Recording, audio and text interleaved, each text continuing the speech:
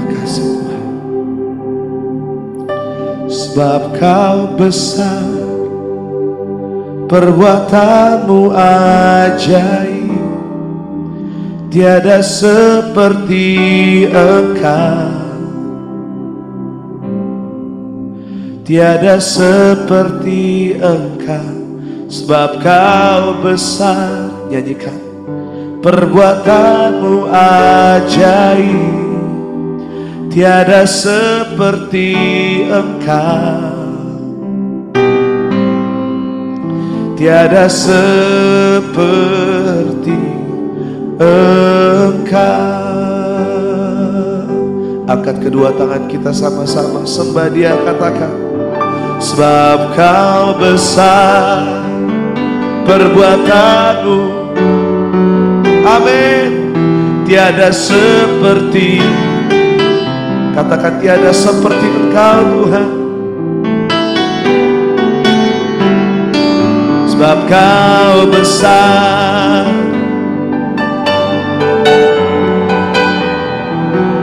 tiada seperti Engkau, tiada seperti Engkau.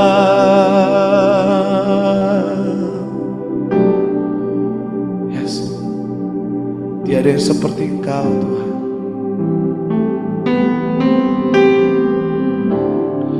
Nyanyian pujian bagimu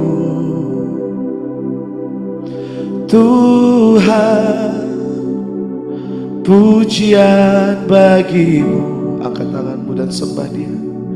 Tuhan, nama-Mu besar dan layak dipuji.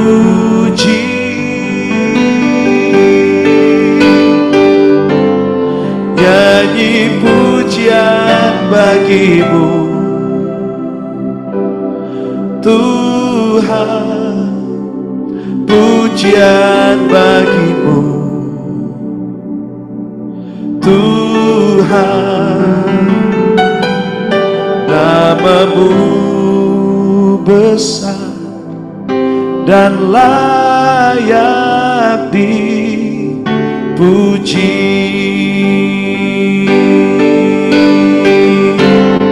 Nyanyi pujian bagimu Tuhan, pujian bagimu. Panggil namanya, nama-Mu besar, nama-Mu besar,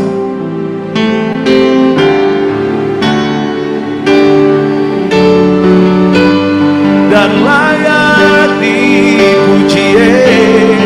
Nyanyi pujian bagimu Tuhan, pujian bagimu Tuhan,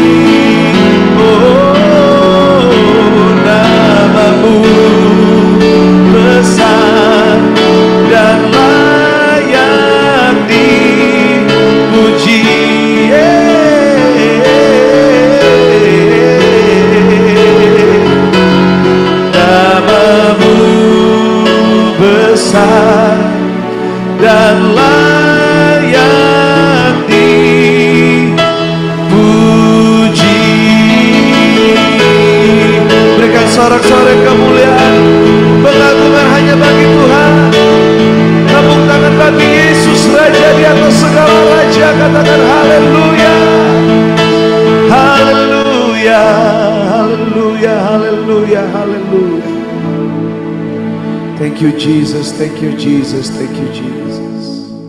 Waktu selanjutnya saya serahkan kepada Pastor Deborah, dipersilakan.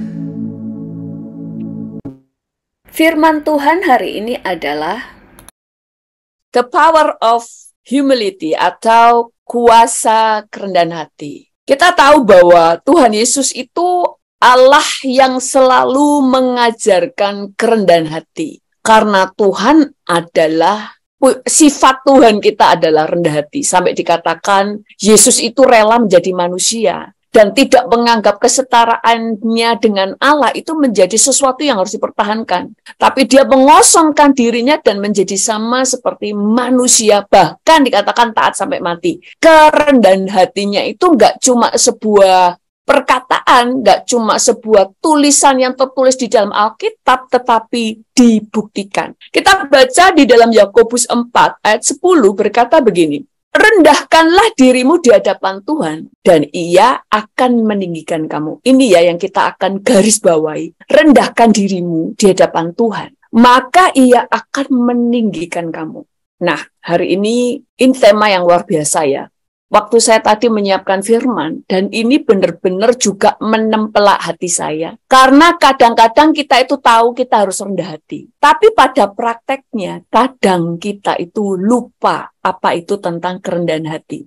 Ternyata kalau kita tahu ya, lawan kata dari kerendahan hati itu kan kesombongan. Lawannya adalah kesombongan. Kesombongan itu ternyata kejahatan di mata Tuhan. Kesombongan itu selain dosa, kesombongan di mata Tuhan itu adalah kejahatan. Kita baca di dalam Markus 7 ayat 20-23. Di sini dikatakan lagi, dikatakan begini. Katanya lagi, apa yang keluar dari mulut seseorang, itulah yang menajiskannya. Sebab dari dalam hati orang timbul segala pikiran jahat. Apa itu pikiran jahat? Percabulan, pencurian, pembunuhan, perzinahan, keserakahan, kejahatan, kelicikan, hawa nafsu, iri hati, hujat, kesombongan, kebebalan. Kesombongan itu termasuk di dalamnya. Terus kemudian 23 diulang lagi dengan kata ini. Semua hal-hal jahat ini timbul dari dalam diri, dari dalam dan menajiskan manusia. Tadi dikatakan bahwa hati orang itu akan mengeluarkan hal-hal yang jahat. Di dalamnya adalah kesombongan. Lalu kata di ayat 23 dikatakan semua hal-hal jahat itu. Jadi kesombongan itu hal yang jahat di mata Tuhan. Tidak hanya sekedar dosa, tetapi ini sebuah hal yang jahat di mata Tuhan. Itu sebabnya kesombongan itu, apa sih kesombongan? Kesombongan itu adalah kita memberi kemuliaan kepada diri sendiri. Yang kedua, kesombongan adalah berpusat kepada diri sendiri. Kesombongan itu memberi kemuliaan kepada diri sendiri. Makanya ini yang membuat Tuhan membenci kesombongan. Dan Tuhan melihat itu sebagai kejahatan. Iblis karena sombong, nggak pakai babi bu, dibuang dari surga. Dia kehilangan segalanya. Dia harus kehilangan. Dia tidak akan mendapatkan keselamatan sampai selama-lamanya. Dan dia terbuang dari Allah. Nah, tadi dikatakan bahwa dosa, kesombongan itu adalah dosa. Di dalam bahasa Inggris, dosa itu kan sin. Sin ini, di kata yang tengah-tengahnya itu adalah, sin itu adalah I. The middle of sin is I. I berpusat kepada I, berpusat kepada diri sendiri. Lalu pride atau kesombongan, keangkuhan, itu juga kata di paling tengah, di pusat kata ini adalah I atau aku atau diri sendiri. Berpusat pada diri sendiri. Itu sebabnya ada sebuah teknologi yang berpusat pada diri sendiri. iPhone, iWatch, iPad, ya kan semuanya I. Kemudian lambangnya adalah sebuah apel yang digigit. Memang buah pengetahuan yang baik dan yang jahat itu bukan apel. Tapi selama ini orang menggambarkan sebuah apel. Itu semuanya penggambaran. Semua akhirnya berpusat kepada diri sendiri. Semuanya I. Di dunia ini semua berpusat pada diri sendiri. Dan kita mulai melihat, kalau kita menjadi menjadi orang yang sombong, maka kita akan menjadikan diri kita musuh Allah.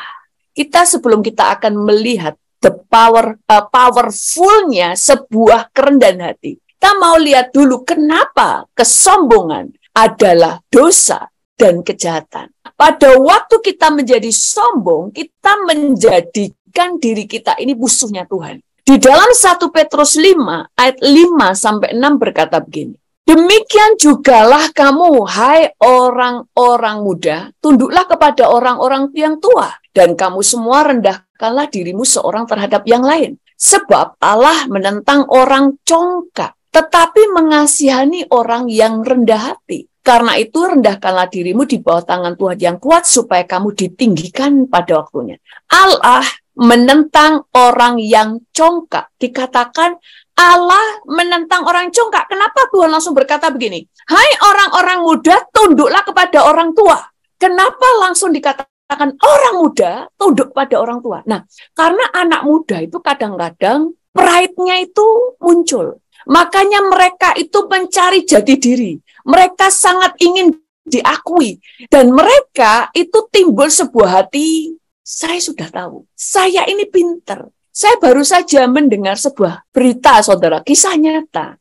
Anak muda, anak ini cantik, umur 18 tahun. Kemudian dia jatuh cinta dengan seseorang. Kemudian orang tuanya sudah ngasih tahu, jangan dengan dia. Gitu. Orang ini gangster, saudara, seorang gangster. Sudah dikasih tahu, dia ini gangster. Dia nggak percaya. Terus dia bilang begini, loh dia tuh mengasihi saya, dia bukan gangster. Padahal memang kepala gangster, bahkan keluar masuk dari penjara. Akhirnya apa yang terjadi? Anak ini ditawan oleh gangsternya ini dan dikubur hidup-hidup, saudara. Dikubur hidup-hidup, dimasukkan tanah, dikubur hidup-hidup. Itu ibunya sampai orang tuanya itu gak bisa berkata apa-apa lagi sama kakaknya. Dia gak bisa ngomong apa-apa lagi karena semua udah ngasih tahu. Tapi anak ini gak bisa dikasih tahu. Akhirnya hidup-hidup dikubur oleh pacarnya sendiri. Kenapa Tuhan itu langsung mengatakan, hei anak muda, kamu harus mendengarkan atau kamu harus tunduk pada orang tuamu. Kenapa? Belajar merendahkan diri. Dikatakan, rendahkan dirimu terhadap yang lain. Sebab Allah menentang orang yang congkak. Orang yang congkak menjadi musuhnya Tuhan. Karena kecongkakan itu adalah sifat dari iblis. Makanya Alkitab itu berkata iblis itu pokoknya pada diri sendiri. Iblis itu datang untuk mencuri, membunuh, membinasa, mencuri, merampok. Semuanya itu diri sendiri. Kalau tidak, kemudian membinasakan, membunuh karena mengambil jiwa. Fokusnya itu ngambil, fokusnya untuk diri sendiri. Dosa itu sifatnya berpusat pada diri sendiri. Makanya Alkitab berkata, kasih itu tidak mementingkan diri sendiri. Tapi dosa adalah kepentingan diri sendiri. Kasih itu memberi. Kasih itu melepaskan. Kasih itu memberi keuntungan kepada orang lain. Nah, itu sebabnya Tuhan menentang kesombongan. Karena kesombongan itu sifat dari dosa. Dan kalau itu sifat dosa, pasti mendatangkan kehancuran. Kita baca di dalam Amsal 8 ayat 13. Berkata begini, takut akan Tuhan ialah membenci kejahatan. Aku benci kepada kesombongan, kecongkakan, tingkah laku yang jahat, dan mulut penuh tipu muslihat. Dikatakan, aku membenci kejahatan, aku membenci kepada kesombongan dan kecongkakan, dan tingkah laku yang jahat, tipu muslihat. Semuanya ini bicara kejahatan. Makanya dikatakan, kalau orang yang berhubungan seks itu berdosa pada diri sendiri. Tapi hal yang lain itu berdosa, berbuat jahat pada banyak orang dan juga berbuat jahat kepada Tuhan. Berbuat jahat kepada Tuhan di sini adalah tentang kesombongan. Karena kesombongan itu sebenarnya di hati kecil tidak mengakui Tuhan. Nah, waktu saya membaca ini ya, ayat-ayat ini, saya sadar kadang itu timbul di hati saya. Malaslah, gak usah doa lah. Wong biasanya nggak doa juga masih bisa. Saya pernah loh, saya ngomong sama Tuhan. Waktu itu doa sama Tuhan ya, doa untuk kita ada sebuah proyek ya, retret dan sebagainya, doa untuk meminta biaya ya kan. Terus saya ngomongin, gak usah doa lah, kelamaan minta sama Tuhan, tak bayar sendiri. Jadi langsung tak tutup retret tak kasih saya yang sumbang. Karena doa itu kelamaan. Kalau Tuhan jawab kelamaan. Kalau saudara tahu, itu ternyata nentang Tuhan. Itu jahat di mata Tuhan. Untung saya nggak digaplok sama Tuhan. Karena di hati saya itu langsung mau tunjukin Tuhan. Tuhan, kamu tuh kita doa kesuwen kamu itu jawab. Aku bisa bayar sendiri. Itu sampai saya benar-benar bayari. Untuk nutup biaya untuk biaya buat retret dan sebagainya. Dan saya itu akhirnya menjadi kebiasaan. Dan saudara, itu adalah kejahatan. Dan itu yang akan membuat Tuhan itu menjadi musuh. Kalau Tuhan jadi musuh, nah ini awal dari kehancuran. Nah nanti kita akan lihat. Contohnya adalah Raja Nebukadnezar. Raja Nebukadnezar ini adalah raja yang berkuasa di kerajaan yang pada zaman itu adalah kerajaan yang paling berjaya. Kalau saat ini adalah Amerika lah. Zaman itu adalah Raja Babel ini, yaitu Raja Nebukadnezar. Kita baca ya. Ini kayak sekolah minggu ya. Kita baca semua ayat firman Tuhan. Di dalam Daniel 4 ayat 30 berkata begini. Saya akan baca pelan-pelan. 30 sampai 37. Berkatalah raja, bukankah itu Babel yang besar itu? Yang dengan kekuatan kuasaku dan untuk kemuliaan kebesaranku telah kubangun menjadi kota kerajaan. Raja belum habis bicara ketika suatu suara terdengar dari langit. Kepadamu dinyatakan, ya Raja Nebukadnezar, bahwa kerajaan telah beralih daripadamu. Berikutnya. Engkau akan dihalau dari antara manusia dan tempat tinggalmu akan ada di antara binatang-binatang di padang. Kepadamu akan diberikan makanan rumput seperti kepada lembu. Dan demikianlah akan berlaku atasmu sampai 7 masa berlalu. Sehingga engkau akan mengakui hingga atau sampai engkau mengakui bahwa yang Maha Tinggi berkuasa atas kerajaan manusia dan memberikannya kepada siapa yang dikehendakinya. Berikutnya. Pada saat itu juga terlaksanalah perkataan itu atas Nebukadnezar.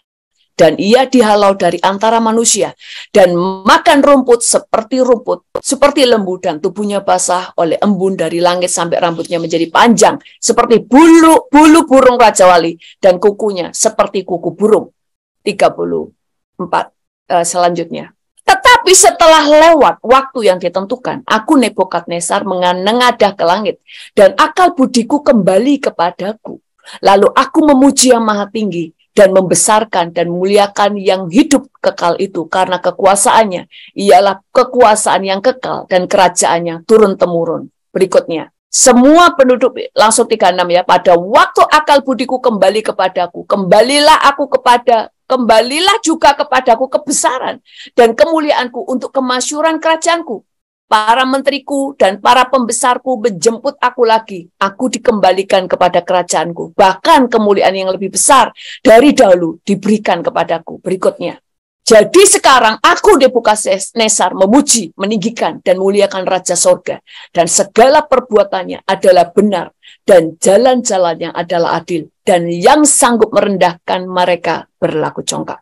Jadi Raja Nebukadnezar itu diangkat Tuhan di antara segala bangsa menjadi seorang raja yang kerajaannya itu terbesar di muka bumi saat itu. Terkenal, besar, jaya. Tapi begitu dia memuji dirinya sendiri, langsung berhadapan dengan Tuhan, langsung dia dipukul Tuhan, dibuang. Sampai dikatakan, sampai engkau mengakui siapa yang ngangkat kamu. Sampai engkau mengakui siapa Tuhan yang telah memberkati dan sebagainya. Waktu itu kemudian Tuhan memberi kesempatan sesuai dan dihukum itu kan ada waktunya ya, ada hukumannya misalnya 7 tahun. Diberi dia kesadaran. Kalau dikasih kesadaran terus tidak mengakui Tuhan, tetap tidak mengakui bahwa yang membuat dia berhasil adalah Tuhan, ya jatuh lagi. Tapi dia mengakui Tuhan, langsung Tuhan kembalikan kedudukannya dan dia berkata, dan aku terus memuji Tuhan. Saudara, Tuhan itu sangat mudah untuk mengangkat seseorang. Kerendahan hati itu bukan hanya soal ini. Soal kerendahan hati itu kan taat, mau dibentuk, cepat bertobat. Yes. Tapi itu kedua. Yang pertama itu selalu mengakui Tuhan di dalam setiap langkah kita. Kita tahu segala sesuatu karena Tuhan, segala sesuatu hanya karena anugerah, segala sesuatu kalau bukan karena kemurahan Tuhan, aku nggak bisa seperti ini. Kita itu mengakui Tuhan karena sin dan pride berpusat kepada diri sendiri. Makanya lawannya adalah berpusat pada Tuhan. Makanya tadi dikatakan, Nebukadnezar, kamu akan dihukum. Kamu akan dibuat seperti binatang. Sampai kamu mengakui Tuhan. Begitu dia mengakui Tuhan, semuanya dikembalikan. Nah, waktu saya mempersiapkan firman Tuhan tadi itu, kemudian lihat ayat-ayat ini, saya melihat gini, betapa mudahnya untuk Tuhan mengangkat hidup kita. Sama halnya, betapa mudahnya Tuhan menurunkan kita. Jadi kalau mau Tuhan mengangkat kita, akui Tuhan dalam setiap langkah kita. Itulah kerendahan hati. Kerendahan hati. Kita baca Amsal 22 ayat 4 berkata begini. Ganjaran kerendahan hati dan takut akan Tuhan adalah kekayaan, kehormatan, dan kehidupan. Ganjaran kerendahan hati. Jadi kerendahan hati dan takut akan Tuhan itu ada upahnya. Tetapi yang di garis pertama, yang ditulis pertama itu bukan takut akan Tuhan. Kerendahan hati dan takut akan Tuhan. Kenapa takut akan Tuhan kedua? Kerendahan hati itu adalah mengakui Tuhan yang utama. Baru kamu bisa taat. Sehingga kehormatan, bahkan kekayaan dan kehidupan itu menjadi upah. Menjadi upah. Itu bukan cuma berkat, tapi ganjaran, sebuah upah. Kalau sudah upah, itu berarti sebuah kepastian. Itu upahmu yang kamu lakukan. Kayak kita kerja, kamu dapat upahnya dari apa yang kamu kerjakan. Itu sebabnya waktu saya lihat begini, saya mulai lihat kenapa ada orang-orang yang bisa diangkat Tuhan tinggi-tinggi. Karena menghormati Tuhan. Saya punya teman ya, dia itu tadinya bukan orang percaya, saudara, bukan orang Kristen. Nggak ngerti tentang pelihatan, nggak tahu tentang suara Tuhan dan sebagainya. Tapi dia itu takut akan Tuhan. Kalau doa kita tuh kadang-kadang kalau doa kadang buka mata kan ya, kadang buka mata. Ada orang lewat ya kita buka mata. Orang ini gerak buka mata aja nggak berani. Kalau sudah doa, hamba Tuhan belum ngomong amin, dia tidak akan buka mata walaupun ada gangguan. Karena hormatnya sama Tuhan. Sampai kalau doa itu benar-benar itu dia sikap hatinya tuh hormat. Apapun dihormat. Sampai suatu saat Tuhan dia tuh cuma ingin tahu. Kalau orang yang katanya kita itu harus dengar Tuhan. Dia tanya Tuhan, benar-benar dengar Tuhan. Sampai suatu saat saya berkhotbah tentang penglihatan dan mimpi. Dia tanya sama Tuhan. Tuhan langsung kasih penglihatan dan mimpi. Saya bilang sama dia, kamu itu, sampai saya ngimpi ya. Mimpi ketemu jemaat. Semua ya, orang banyak lah jemaat di sebuah gereja atau di orang-orang yang di Zoom saya dan sebagainya. Orang ini nonjol, saudara. Dia itu kudus di hadapan Tuhan. Sampai orang itu aneh-aneh. Di mimpi itu kelihatan semua tanya. Orang ini enggak. Dan Tuhan katakan orang ini takut akan Tuhan. Makanya dia dapat upahnya. Dia itu berkat Tuhan yang utama yang saya lihat itu ya. Indra rohaninya dibuka dari orang yang tidak kenal Tuhan. Kecuali dulu nggak kenal Tuhan sudah peka ya. Ini enggak. Dan saya itu kagum. Wah, Tuhan itu benar-benar menepati janjinya. Siapa menghormati aku, ku hormati. Karena ukuran yang dipakai orang untuk mengukur akan diukurkan kepadamu. Kita baca di dalam Amsal 8 ayat 12. Dikatakan begini. Tinggi hati mendahului kehancuran. Tetapi kerendahan hati mendahului kehormatan. Itu sebabnya kita itu hati-hati. Hati kita itu sering sombong. Iya, segala sesuatu ada konsekuensi. Tapi konsekuensinya lebih berat kalau sudah diucapkan. Makanya baru di hati cepat dibereskan. Karena kalau sudah diucap, itu berarti roh dan jiwamu, hati, pikiran, dan tubuhmu itu sepakat. Memang kamu itu sombong. Kalau di hati kadang-kadang itu memang sifat dosa muncul. Makanya beresin. Itu sebabnya Raja siapa yang membunuh Tuhan Yesus, itu kan waktu dia dianggap, perkataannya dianggap Allah oleh rakyatnya, langsung ditampar malaikat. Kalau dari hati, semua itu sudah dosa. Makanya dosa itu ada dosa besar, ada dosa kecil. Karena konsekuensinya berbeda. Di dalam hati ada konsekuensinya, tapi tidak seberat konsekuensi waktu bicara. Waktu bicara itu konsekuensinya lebih berat. Makanya tadi Nebukadnezar waktu ngomong, bukankah Babel itu aku yang bangun. Sampai seperti langsung berhadapan dengan Tuhan. Mengerti sampai sini. Nah, makanya begitu muncul dari hati, langsung dibereskan. Contoh lagi di dalam Lukas 18 ayat 11 sampai 14. Kesombongan. Orang Farisi itu berdoa dan berdiri dan berdoa dalam hatinya berkata begini. Ya Allah, aku mengucap syukur kepadamu. Saudara, ini berkata mengucap syukur loh. Ini mengucap syukur karena aku tidak sama seperti orang lain. Mengucap syukurnya ternyata bukan karena Tuhan. Dia mengucap syukurnya karena dirinya. Karena aku tidak seperti orang lain. Aku bukan perampok, bukan orang lalim, bukan pezina, dan bukan juga seperti pemungut cukai ini. Aku berpuasa 2 kali seminggu, aku memberikan 1/10 dari segala penghasilanku. Tetapi pungut cukai itu berdiri jauh-jauh, bahkan ia tidak berani menengadahkan ke langit, melainkan ia memukul dirinya dan berkata, ya Allah, kasihanilah aku orang yang berdosa ini. Aku berkata kepadamu, orang ini pulang ke rumahnya, ini Yesus yang berbicara ya, sebagai orang yang dibenarkan Allah, dan orang lain itu tidak. Sebab barang siapa meninggikan diri, ia akan direndahkan, dan barang siapa merendahkan diri, ia akan ditinggikan. Kenapa? Karena kesombongan akan menjadi musuh Allah.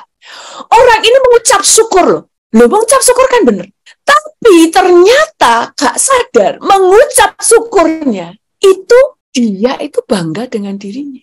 Loh, itu aja ternyata salah loh, saudara. Makanya saya pernah dapat penglihatan itu waktu hati kita itu salah. Itu pakaian jubah kita, ini jubah kita kan berpakaian ya putih. Itu langsung kayak dicoret seret hitam gitu. Seret kayak kena noda hitam. Tapi waktu di mulut mengucap, baju kita terkoyak. Itu noda, ternyata itu sudah noda. Kita tidak tahu, makanya waktu saya tadi nyiapin firman, saya gini, Tuhan saya minta ampun. Kalau saya nggak jaga mulut saya, ya itu salah satunya.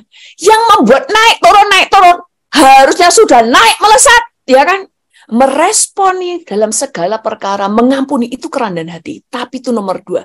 Tapi yang pertama, meninggikan Tuhan dan selalu ingat segala yang kita terima karena kebaikan dan kemurahan Tuhan. Itu yang utama. Makanya kepada Nebukadnezar tadi dikatakan, sampai hukuman ini terjadi, sampai kamu mengakui Tuhan. Sampai mengakui bahwa Tuhan yang mengangkat, bahwa Tuhan yang memberkati. Baru dia diberkati. Sudah mau habis waktunya. Kemudian yang terakhir. Ada loh seorang hamba Tuhan. Ada orang yang hamba Tuhan ini itu melayani kemana-mana ke pelosok-pelosok, saudara. Terus ada orang kesaksian. Ada orang bully kesaksian. Oh, saya melayani tempat ini. Saya 7 kali naik turun gunung. Saya lakukan karena mengasihi Tuhan dan jiwa-jiwa. Terus hamba Tuhan ini dia bilang gini, aku itu malah sudah belasan kali gak sombong, gak usah pamer. Tahu, langsung Tuhan bicara, kamu sombong. Padahal dia merasa rendah hati. Aku enggak pernah ngomong, padahal aku malah belasan kali turun naik gunung. Gak usah ngomong, gak usah sombong. Langsung Tuhan ngomong, kamu sombong. Kadang kita tidak tahu. Dan orang ini langsung bertobat. Saudara, kesombongan membuat kita itu dijatuhkan. Karena menjadi musuh Tuhan. Kalau sudah jadi musuh Tuhan, siapa yang nolong kita? Itu sebabnya kalau kita baca ya, gak usah saya baca ayatnya ya, tentang Haman. Haman itu diangkat oleh Tuhan menjadi wakil raja, perdana menteri, menjadi orang kaya kedua. di zaman kerajaan Ahasiweros. Lalu dia berkata, menyombongkan, aku ini orang paling kaya, orang menghormati aku, orang menyembah aku, dan sebagainya. Dan dia membenci Mordekai hanya karena tidak disembah. Tapi dia sudah memamerkan kesombongannya. Apa yang terjadi? Mordekai merendahkan diri bersama dengan Ester, bertobat dan meminta pertolongan Tuhan. Akhirnya apa? Harta dan kedudukan Haman diberikan raja kepada Mordekai, sampai orang yang memakai pakaian raja, mahkota raja, bahkan dikasih cincinnya raja, kudanya raja adalah Mordekai. Bos Haman direndahkan, bahkan digantung, dan semua yang ada pada Haman menjadi diberikan cuma-cuma kepada Mordekai. Dari situ saya belajar, merendahkan diri artinya mengakui Tuhan dalam segala hal. Waktu kita diberkati, waktu kita berhasil, bahkan dalam segala perkara, kita akui Tuhan. Tuhan itu sangat mudah untuk mengangkat kita. Itu sangat mudah.